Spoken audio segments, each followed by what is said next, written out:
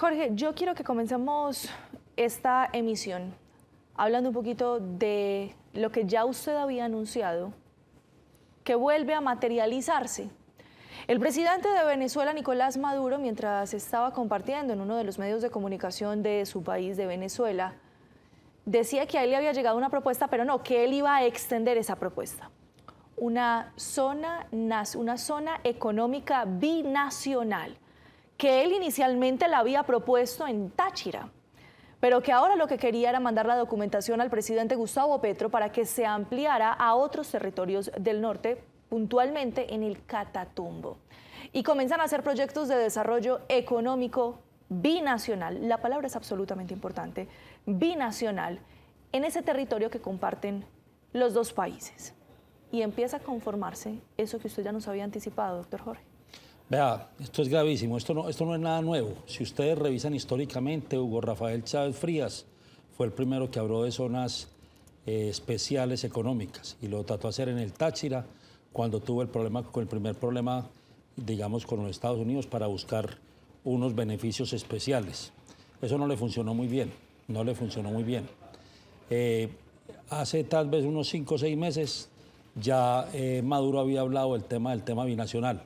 Esto hay que empezarlo a juntar con el ELN y lo voy a decir con toda franqueza, yo sé para dónde va esto. Así el señor Petro diga todos los días que está peleando con el ELN, todo esto es una estrategia montada entre Petro, obviamente los amigos y aliados de la paz total y Venezuela con Maduro. Hay una cosa que los une a los dos y es que el ELN ya es una organización binacional. Y el ELN lo que está buscando es tener una zona de distensión, una zona que le permita un acuerdo de paz con Colombia, que seguramente, yo estoy seguro que muy rápido, más tarde que lo van a hacer, van a proponer que les entreguen la zona del Catatumbo. Y ahí es donde el señor Maduro también está jugando a eso, a tener una zona de distensión. Digámoslo con palabras, una zona de Gaza como ya lo habíamos explicado. Así saque toda la publicidad que quiera, que está peleando contra el ELN, los resultados todos los días son mínimos. La zona del Catatumbo, inclusive ya con lo que vimos con el Consejo de Ministros ayer, ya se volvió, Petro fue para el cañón del Micay, ya no está hablando de Catatumbo, él va cambiando de acuerdo a las circunstancias. Seguramente mañana le va a contestar, hoy mismo le va a contestar a Maduro que está listo para hacer esa zona especial, una zona que tiene unas características fundamentales, ¿no? Más o menos 55.000 hectáreas de sembrado de coca, que tiene una reserva petrolera bastante grande, que hace parte de lo que yo he dicho y he denunciado aquí, lo que es el ELN. El ELN ya es una organización militar venezolana y colombiana, digamos que es la policía rural de la frontera. Entonces todo esto bien totalmente planificado.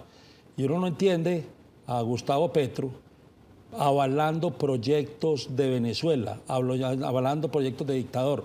Él saldrá con el cuento que es que entiendan que eso es un país amigo. No, eso no es un país amigo, eso no es ningún país amigo. Entonces tenemos que tener mucho cuidado. Y voy a decir un tema que seguramente le va a doler mucho a mis amigos, a los militares. ¿Por qué se nombra a un militar de ministro? Se nombra a un militar de ministro porque Gustavo Petro sabe que ya diezmó totalmente las fuerzas militares, no hay inteligencia, no hay helicópteros, no hay gasolina, no tienen cómo ir a dar la pelea ni en el Catatumbo, ni en el Cauca, ni en ninguna parte del país. Hoy no hay la estructura para dar esa pelea contra los grupos que ya están apropiados de la mayoría de los territorios de la frontera. ¿Y qué va a utilizar Gustavo Petro, que es un hombre muy inteligente? Va a responsabilizar a las fuerzas militares de lo que está pasando.